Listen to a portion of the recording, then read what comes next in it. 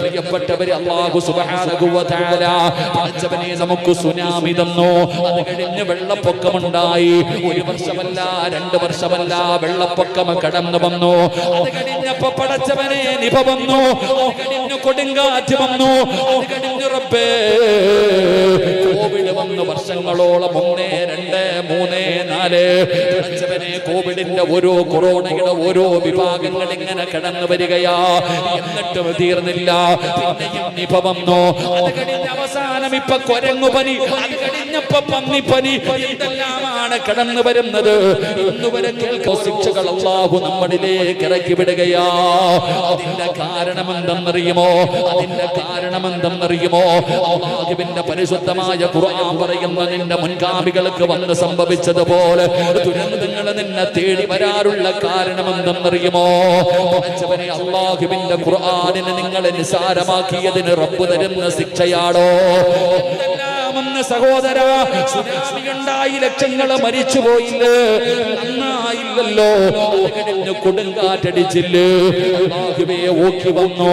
എന്തൊക്കെ കൊടുങ്കാറ്റുകൾ വന്നു. മാസത്തിലും പടച്ചവനെ ഏത് പുണ്യമായി പെരുന്നാളിൽ അന്ന് പോലും വെള്ളപ്പൊക്കമുണ്ടായില്ലേ? ഉരുൾപൊട്ടലുണ്ടായില്ലേ? സർവരും പള്ളിപ്പറമ്പ് പോലും മയ്യത്തുകൾ പോലും ഒലിച്ചു പോയില്ലേ? വീടുകൾ പോലും ഒലിച്ചു പോയില്ലേ? അത് കഴിഞ്ഞ പടച്ചവനെ ലക്ഷങ്ങളല്ലേ വന്നിട്ട് മരിച്ചുപോയത്? ലക്ഷങ്ങൾ മരിച്ചുപോയല്ലോ. ഇപ്പോഴും രോഗം കാരണം പലരും മരിച്ചുകൊണ്ടിരിക്കുകയാ. അത് കഴിഞ്ഞ റബ്ബേ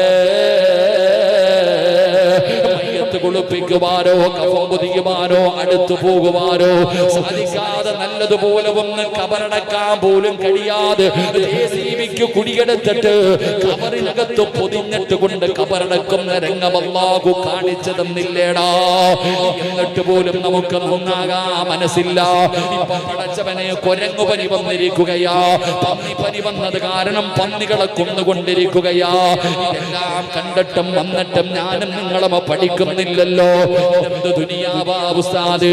എന്താണ് ഒന്നിന് പിറകെ ഒന്നൊന്നായി അല്ലാഹുവിന്റെ പരീക്ഷണങ്ങൾ ഇങ്ങനെ കടന്നു വന്നുകൊണ്ടിരിക്കുന്നത്? മുസ്ലിം സമുദായമേ, രോഗങ്ങൾ ഒരു ഭാഗത്ത്. മുസ്ലിമിന് ഇസ്സത്തുണ്ടോ? മുസ്ലിമിന് അഭിമാനമുണ്ടോ? കെടുകയല്ലേ? നിന്റെ ഇസ്സത്തിന് നിന്ന് വിലയുണ്ടോടോ? മുസ്ലിം സമുദായത്തിന് വിലയുണ്ടോ? പട്ടിയെ തല്ലിക്കൊല്ലുന്നത് പോലെ തല്ലിക്കൊല്ലുകയാ. വരുന്നവനും പോകുന്നവനുമെല്ലാം കളിയാക്കുകയാ, പരിഹസിക്കുകയാ, നാണം കെടുത്തുകയാ. ഇസ്ലാമിന്റെ നിയമങ്ങളെ പുച്ഛിച്ചു തള്ളുകയാ. ഇസ്ലാമിന്റെ വസ്ത്രമിട്ടവനെ പരിഹസിക്കുകയാ. നാളെ നരകത്തിന്റെ മുന്നിൽ വെച്ചുകൊണ്ട് ഇബ്ലീസ് ഒരു പ്രസംഗം നടത്തുമെന്ന് തന്റെ അനുയായികളോട് വലിയ പ്രഭാഷണം നടത്തും. അത് കഴിഞ്ഞ് ഇങ്ങനെ എല്ലാരും ഇങ്ങനെ നരകത്തിലേക്ക് കടന്നു പോകുന്ന അപ്പൊ ഇബ്ലീസ് ഇങ്ങനെ ഒരു സ്ഥലത്ത് ഇരിക്കുമത്രേ. ഇബ്ലീസ് ഇങ്ങനെ ഇരിക്കുന്ന സമയത്ത് ഫിർഔൻ ഇങ്ങനെ നടന്നു വരുമ്പോ ഇബ്ലീസ് ഇരിക്കുന്ന സ്ഥലത്ത് നിന്ന് എഴുന്നേറ്റ് നിൽക്കുമത്രേ. അവൻ ഇരിക്കുന്ന സ്ഥലത്ത് നിന്ന് എഴുന്നേറ്റ് നിൽക്കും. അപ്പോ ഫിർഔൻ ചോദിക്കും, നീ എന്താടാ എന്നെ കണ്ടപ്പോ എഴുന്നേക്കണേ? നീ ഒറ്റ ഒരുത്തനെ എന്നെ നശിപ്പിച്ചേ, എന്നെ പിഴപ്പിച്ചത് നീയാടാ. ഇന്ന് എന്നെ കണ്ടപ്പോ നീ കളിയാക്കുന്നോ? നീ എഴുന്നേക്കുന്നത് എന്താ? അപ്പൊ ഇബ്ലീസ് പറയും, നീ സാധാരണ ഒരാളൊന്നും അല്ല, അതുകൊണ്ടാണ് ഞാൻ എഴുന്നേറ്റെ. അപ്പൊ ചോദിക്കും എന്താണ്? ഇബ്ലീസിനോട് ചോദിക്കും എന്തേ കാരണമെന്ന്. ആ സമയത്ത് ഇബ്ലീസ് പറയും, നിന്നെ മാത്രമല്ല ഞാൻ പിഴപ്പിച്ചത്, ഈ നരകത്തിൽ കിടക്കുന്ന സർവ്വ ആൾക്കാരെയും പിഴപ്പിച്ചത് ഞാനാണ്. നിന്നെയും ഈ നരകത്തിൽ കിടക്കുന്ന സർവ്വ ആൾക്കാരെയും പിഴപ്പിച്ചത് ഞാൻ സമ്മതിച്ചു. പക്ഷെ ഇന്ന് വരെ ഞാൻ ആരോടും ഞാൻ അള്ളയാണെന്ന് പറഞ്ഞിട്ടില്ല. ഇബ്ലീസ് എന്താ പറയണത്? ഞാൻ ഇന്ന് വരെ ആരോടും ഞാൻ അള്ളാണെന്ന് ഇന്ന് വരെ ഞാൻ ആരോടും പറഞ്ഞിട്ടില്ല. കാരണം എന്താ? അവൻ അള്ള ആരാണെന്ന് നല്ലതുപോലെ ഇബ്ലീസിന് അറിയാം. പക്ഷെ ആര് പറഞ്ഞു? ഫിർഔൻ പറഞ്ഞു, അന റബ്ബുക്കുമുൽ അഅല, ഞാനാ റബ്ബെന്ന്. അപ്പൊ ഇതിലെ ഏറ്റവും വലിയ ശൈത്താൻ ആരാണെന്ന് നിങ്ങൾ ചിന്തിച്ചാൽ മതി. അല്ലാഹു ഈമാൻ നൽകുമാറാകട്ടെ. ഇതിലെ ഏറ്റവും വലിയ ശൈത്താൻ ആരാ? അതാ റമളാൻ മാസത്തിൽ പോലും നോമ്പ് പിടിക്കാതെ നടക്കുന്ന എത്രയോ മുസ്ലിമീങ്ങൾ പള്ളിയുടെ മുറ്റത്ത് കിടക്കും, എന്നാലും പള്ളി കയറില്ല. ഖുർആനിന്റെ ആയത്തുകൾ കേട്ട് അതിനെ നിസ്സാരമാക്കിയത് റബ്ബ് സീല് വെച്ച് കളയും. അള്ളാഹു അവരുടെ ഹൃദയം അടച്ചു കളയും. പിന്നെ എന്തു പറഞ്ഞാലും കേറൂല. അള്ളാഹു നമ്മളെ കാത്തിരക്ഷിക്കുമാറാകട്ടെ. 3 അള്ളാഹുവിന്റെ പരിശുദ്ധമായ ഖുർആൻ എവിടെന്ന് മൂന്നാമതായി പറയുകയാ. എന്റെ പ്രിയപ്പെട്ടവരെ, പരിശുദ്ധമായ ഖുർആനിന്റെ ആയത്തുകളിനെ അവഗണിച്ച് കളയുന്ന മനുഷ്യ, അല്ലാഹു അവർക്ക് കൊടുക്കുന്ന രണ്ടാമത്തെ ശിക്ഷ.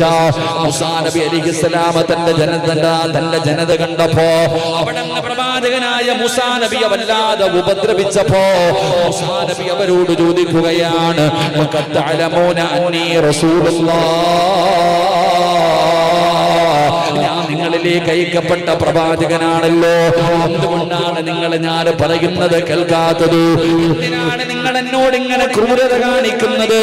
മൂസാ നബി അലൈഹിസ്സലാം അവിടുന്ന് ചോദിക്കുമ്പോ പരിശുദ്ധമായ ഖുർആൻ അവിടുന്ന് പറയുകയാണ്, ഫലമ്മാ സാഹു അസാ അല്ലാഹു ഖുലൂബഹും വല്ലാഹു ലാ യഹ്ദിൽ ഖൗമൽ ഫാസിഖീൻ. അല്ലാഹു അവരുടെ ഹൃദയങ്ങളങ്ങ് സീല് വെക്കുകയാണ്, അവരുടെ ചെവികളങ്ങ് അടച്ചു കളയുകയാണ്. അടച്ചവനെ അവരുടെ ഹൃദയത്തിലേക്ക് പിന്നെ ദീനിന്റെ വെളിച്ചം, ഈമാനിന്റെ പ്രകാശം അവരുടെ ഹൃദയത്തിലേക്ക് കടന്നു പോകൂല. മൂന്നാമതായിട്ട് അല്ലാഹുവിന്റെ ഖുർആൻ അവിടുന്ന് പറയുകയാ, വമൻ അളിലമു മിമ്മൻ ദുക്കിറ ബിആയാതി റബ്ബിഹി സുമ്മ അഅറദ അൻഹാ ഇന്നാ മിനൽ മുജ്രിമീന മുൻതഖിമൂൻ.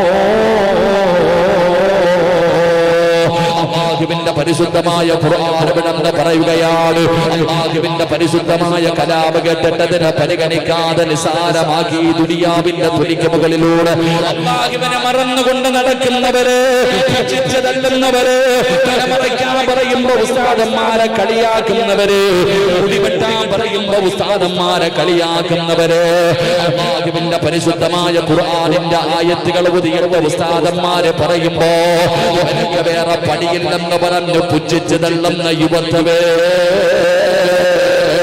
അല്ലാഹു നിനക്കൊരുക്കി വെച്ചിട്ടുണ്ടടാ. അല്ലാഹു പറയുകയാ, അല്ലാഹു പറയ്ക്ക് വേണ്ടി ഞാൻ തയ്യാറാക്കി വെച്ചിട്ടുണ്ടടാ, നിനക്ക് വേണ്ടി ഞാൻ ഭയാനകമായ ശിക്ഷ റെഡിയാക്കി വെച്ചിട്ടുണ്ടെന്ന് പടച്ച റബ്ബ് നിന്നോട് പറഞ്ഞു തരികയാ. എന്റെ പ്രിയപ്പെട്ടവരെ, നരകത്തെ കുറിച്ചൊക്കെ പറയുമ്പോ 22 ചെറുപ്പക്കാരൻ ചോദിക്കുകയാണ്, അവന് ബുദ്ധി കൂടിയപ്പോ അവൻ ചോദിക്കുന്ന, ഉസ്താദേ നരകം എവിടെയായിരിക്കുന്നത്, സ്വർഗം എവിടെയായിരിക്കുന്നത്? ഇതൊക്കെ വെറുതെ പറയുന്നതല്ലേ? പഠിച്ചവനെ, നരകത്തെ കുറിച്ച്, നരകത്തിന്റെ ശിക്ഷകളെ കുറിച്ച്, നരകത്തിന്റെ ഭയാനകമായ അവസ്ഥകളെ കുറിച്ചു അവിടെന്ന് പറയുമ്പോ നരകത്തിന്റെ തീയില് 70 അംശമാണ് ഈ ദുനിയാവിലെ തീയെന്ന് പറയുമ്പോ അതുപോലും പഠിച്ചവനെ പുച്ഛിച്ചു തള്ളുന്ന ചെറുപ്പക്കാരാ, ഇതൊക്കെ കാണുന്ന ഒരു ദിവസം വരാറുണ്ടടാ. വേണമെങ്കിൽ വിശ്വസിച്ചാ മതി, വേണമെങ്കിൽ വിശ്വസിച്ചാ മതി, ഈ ദുനിയാവിലൂടെ നിനക്ക് എങ്ങനെ വേണമെങ്കിലും ജീവിക്കാമല്ലോ, അതുപോലെ നിനക്ക് ജീവിക്കാം. ഈ രാജ്യത്ത് അതിനുള്ള സ്വാതന്ത്ര്യമുണ്ടല്ലോ, നിനക്ക് ഏത് വസ്ത്രവും ധരിക്കാം, കാഴ്ചവനെ എങ്ങനെ വേണമെങ്കിലും നടക്കാം, ഏത് തോന്നിവാസം വേണമെങ്കിലും കാണിക്കാം, കൈവിളിക്കാനും കൂടെ നിൽക്കാനും ആളുണ്ടല്ലോ. എന്റെ ചെറുപ്പക്കാരാ, നാളെ ഇസ്രാഫീൽ എന്ന് പറയുന്ന മലക്ക് സൂറെന്ന് പറയുന്ന കാഹളത്തിലൂതി കഴിയുമ്പോ പള്ളിപ്പറമ്പിലെ കബറിനകത്ത് നിന്ന് എഴുന്നേറ്റ് നാളെ പടച്ച റബ്ബിന്റെ ഭയാനകമായ കോടതിയുണ്ടല്ലോ, പിന്നെ കോടതിയിൽ ഇങ്ങനെ ഒരുമിച്ച് നിൽക്കുമ്പോ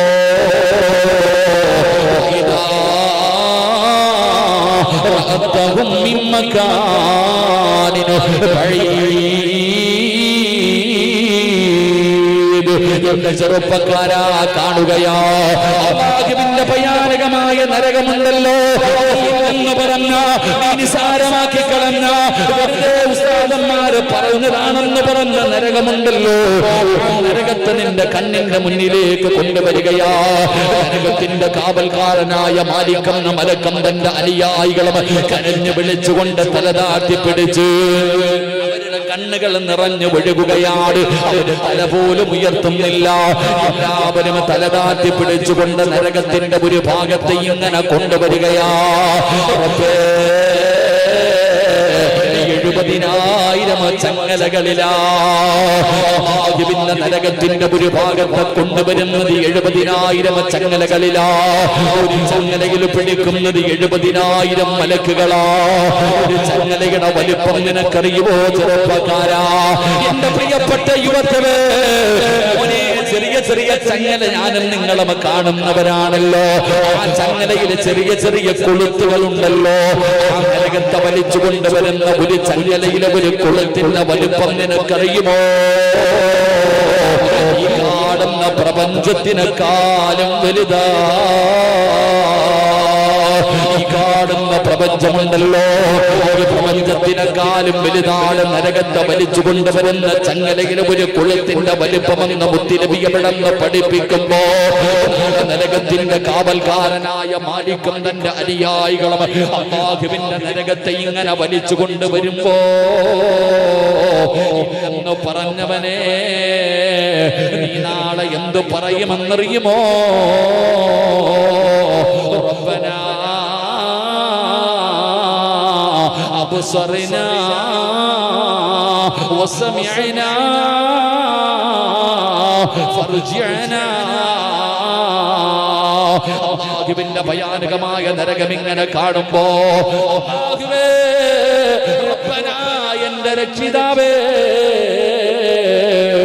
അബ്സറനാ ഞാൻ കണ്ടുപടച്ചവന്, എന്റെ കണ്ണുകൊണ്ട് കണ്ടുപടച്ചവന്, നരകത്തെ കണ്ടുപടച്ചവന്, നരകത്തിന്റെ വലിപ്പം കണ്ടുപടച്ചവന്, നരകത്തിന്റെ തീ കണ്ടുപടച്ചവന് കണ്ണുകൊണ്ട് ഞാൻ കണ്ടല്ലോ.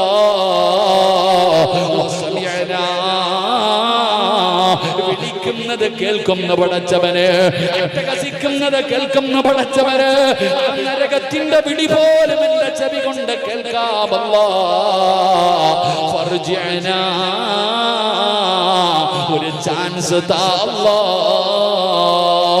എന്ന് പരലോകത്ത് കിടന്ന് പറയുമെന്ന് അല്ലാഹുവിന്റെ വിശുദ്ധമായ ഖുർആൻ എന്ന് പറയുമ്പോ മാറുമറയ്ക്കാൻ പറഞ്ഞാ നിനക്ക് പുച്ഛമാ.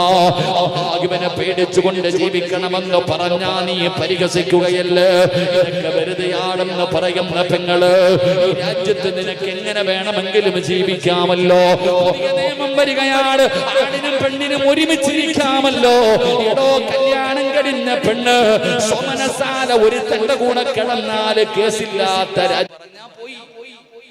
എന്തെങ്കിലും പറഞ്ഞു പോയാൽ അവനെ പിടിച്ചകത്തിടും നിയമം. നമ്മുടെ രാജ്യം ഇങ്ങനെ പോകുന്നു. സഹോദര സഹോദരി, ഉല്ലസിച്ച് ജീവിക്കാൻ ഒരു കുഴപ്പമില്ല. പറയുന്നവനെ ട്രോളാനാള്, പറയുന്നവനെ പരിഹസിക്കാനാള്. ഇവനൊക്കെ ഏത് കാലം 6-ാം നൂറ്റാണ്ടിലെ കാട്ടറബിയോടെ ഇവനൊന്നും വ്യവനം വെച്ചില്ലട ഉസ്താദന്മാര്. ഇവനൊക്കെ നടക്കുക, സ്വർഗത്തിൽ പടവുണ്ട്, സ്വർഗത്തിൽ പദവിയുണ്ട്, സ്വർഗത്തിൽ കൊട്ടാരമുണ്ട് എന്ന് പറഞ്ഞിട്ട് കളിയാക്കുന്ന കാലം, പറയുന്നവനെ പുച്ഛിക്കുന്ന കാലം. എങ്ങനെ വേണമെങ്കിലും നടന്നോ നിങ്ങൾക്ക് എങ്ങനെ വേണമെങ്കിലും നടക്കാം. അല്ലാഹു പറയുകയാ, പരിശുദ്ധമായ ഖുർആൻ പറയുന്നു, നിങ്ങൾക്ക് വേണ്ട രീതിയിൽ നിങ്ങൾക്ക് ജീവിക്കാം. ഖുർആൻ പറഞ്ഞില്ലേ, ഇന്നാ ഹദൈനാഹു സബീല ഇമ്മാ ശാകിറ വ ഇമ്മാ കഫൂറ. ഏത് വഴി വേണമെങ്കിലും തിരഞ്ഞെടുക്കാം. അതിനുള്ള സ്വാതന്ത്ര്യം അല്ലാഹു നമുക്ക് നൽകിയിട്ടുണ്ട്. അല്ലാഹു സുബ്ഹാനഹു വ തആല എനിക്കും നിങ്ങൾക്കും പ്രായപൂർത്തിയായപ്പോ അല്ലാഹു പറയുന്നു, മോനെ, ഇത് സ്വർഗത്തിലേക്കുള്ള വഴി, ഇത് സ്വർഗത്തിലേക്കുള്ള വഴി കഷ്ടപ്പാടാ. ഇതിലേ പോകണമെങ്കിൽ ഞാൻ പറയുന്നത് പോലെ അനുസരിക്കണം. ഈ കാണുന്ന വഴിയിലൂടെ നീ സഞ്ചരിച്ചാൽ ഇന്നാ ഹദൈനാഹു സബീല ഇമ്മാ ശാകിറ. അല്ലാഹു പറയുകയാ, മോനെ, ഈ കാണുന്ന വഴിയിലൂടെ സഞ്ചരിച്ചാൽ സ്വർഗത്തിൽ പോകാം. കള്ളുകുടിക്കാൻ പറ്റൂല, വ്യഭിചരിക്കാൻ പറ്റൂല, പലിശ തിന്നാൻ പറ്റൂല, മുടി വളർത്താൻ പറ്റൂല, കീറിയ പാണ്ടിടാൻ പറ്റൂല. നീ അല്ലാഹുവിനെ ഭയന്ന് ജീവിക്കണം, നിസ്കരിക്കണം, ഖുർആൻ ഓതണം, ദിക്ർ പറയണം, അല്ലാഹനെ പേടിച്ച് ജീവിക്കണം. ഇങ്ങനെ സഞ്ചരിച്ചു പോയാൽ സ്വർഗത്തിൽ പോകാം. ഈ കാണുന്ന വഴി കള്ളുകുടിക്കാം, വ്യഭിചരിക്കാം, ഉടുതുണിയില്ലാതെ നടക്കാം, എന്തു തോന്നിവാസവും കാണിക്കാം. ഒരാളും ചോദിക്കൂല, ഒരാളും തടയൂല. ഇതിലേ പോയാൽ അവസാന ഒരു കുണ്ടാണ്. അല്ലാഹു നമ്മളെ കാക്കുമാറാകട്ടെ. നിനക്ക് ബുദ്ധിയുണ്ടല്ലോ, ഏത് വേണമെന്ന് നീ തീരുമാനിക്കും. എന്റെ പ്രിയപ്പെട്ടവരോട് ഞാൻ പറയുന്നു, ഇപ്പൊ എല്ലാവരും പടച്ചവനെ ആണും പെണ്ണും ഒന്ന് ആലോചിച്ചു നോക്കി. എന്തൊക്കെയാ ആണും പെണ്ണിന്റെ അവസ്ഥകളൊക്കെ ഒന്ന് ചിന്തിക്കും സഹോദര. ഫേസ്ബുക്ക് എടുത്തു നോക്കിയാൽ, വാട്സപ്പ്, എന്തിനാ ഫേസ്ബുക്കും യൂട്യൂബും ഇൻസ്റ്റാഗ്രാം ഒക്കെ എടുത്തു നോക്കിയാൽ നമ്മുടെ താത്താമാരുടെയും നമ്മുടെ പെമ്മക്കളുടെ ഒക്കെ വീഡിയോകളൊന്ന് കാണേണ്ടതാണ്. എന്നിട്ട് ആൺകുട്ടികളും പെൺകുട്ടികളും എന്താ റഹ്മാനെ കാണിച്ചുകൊണ്ടിരിക്കുന്നത്. ഒരു ബോധവുമില്ലല്ലോ. എന്തൊക്കെ തോന്നിവാസങ്ങൾ, എങ്ങനെയുള്ള വീഡിയോകൾ, വൃത്തികെട്ട വീഡിയോകൾ. പടച്ചവനെ എന്തെല്ലാമായില്ലേ. അൽഹംദുലില്ലാ. ഒന്ന് ചിന്തിച്ചു നോക്കൂ സഹോദരങ്ങളെ. കുറെ എണ്ണം വന്നിട്ട് ഇങ്ങനെ ഇരിക്കും. ചാമ്പുന്ന കാലം, ചാമ്പിക്കുമെന്ന് പറഞ്ഞിട്ട് കുറെ എണ്ണം അങ്ങനെ കുറെ എണ്ണം ചാമ്പിക്കുന്നതിന്റെ പുറകെ നടക്കും. വേറെ ആണും പെണ്ണും ചാമ്പിക്കൊണ്ട് നടക്കാം. നിന്നെയൊക്കെ റബ്ബെടുത്തിട്ട് ചാമ്പുന്ന ഒരു ദിവസം വരാനുണ്ട്, അത് ഓർക്കുന്നില്ലല്ലോ. എന്റെ പ്രിയപ്പെട്ടവരിൽ സാരം എല്ലാവരും, പ്രായമുള്ളവരും കുട്ടികളും എല്ലാവരും എന്തൊക്കെ രീതിയിലുള്ള വീഡിയോകൾ എന്ന് വിളിച്ചുകൊണ്ട് നടക്കാം.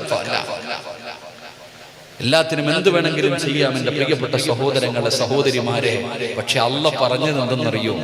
ഖുർആനിലെ ഒരായത്ത് ഞാൻ പറഞ്ഞു തരാം. എന്തും മറന്നാൽ ഇത് മറക്കരുത്. എന്റെ പ്രിയപ്പെട്ട യുവത്വത്തിനോട്, എന്റെ ഉപ്പമാരോട്, എന്റെ ഉമ്മമാരോട് പറയുന്നു, നിങ്ങൾ ഏതായത്ത് മറന്നാലും 6600 പരം വരുന്ന ആയത്തുണ്ടെന്നാ. 6666 ആയത്തുണ്ടെന്നൊന്നും ഞാൻ പറയണില്ല. പരിശുദ്ധമായ ഖുർആനിൽ ആയത്തുകളുണ്ട്. നിങ്ങൾ എടുത്തു വെച്ച് നോക്കി, ഏതായത്ത് മറന്നാലും ഒരായത്ത് നിങ്ങൾ മറക്കരുത്. അല്ലാഹുവിന്റെ പരിശുദ്ധമായ ഖുർആനിലെ ഒരായത്ത് നിങ്ങൾ മറക്കരുത്. ഏതായത്തെന്ന് അറിയുമോ?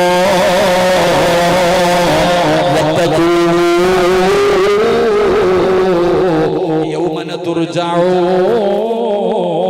ഫീഹി ഇലല്ലാഹ്.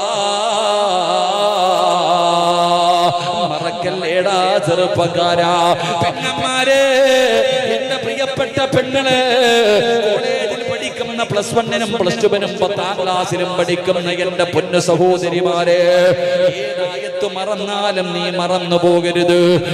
ചെറുപ്പക്കാരാ, അല്ലാഹു പറയുകയാ, ഈ ആയത്ത് ഏതെന്നറിയുമോ? അല്ലാഹുവിന്റെ പ്രവാചകന്റെ സ്വഹാബികളിൽപ്പെട്ട ഒരു ചെറുപ്പക്കാരനുണ്ട്. യുദ്ധത്തിന് വേണ്ടി കടന്നു പോവുകയാണ്.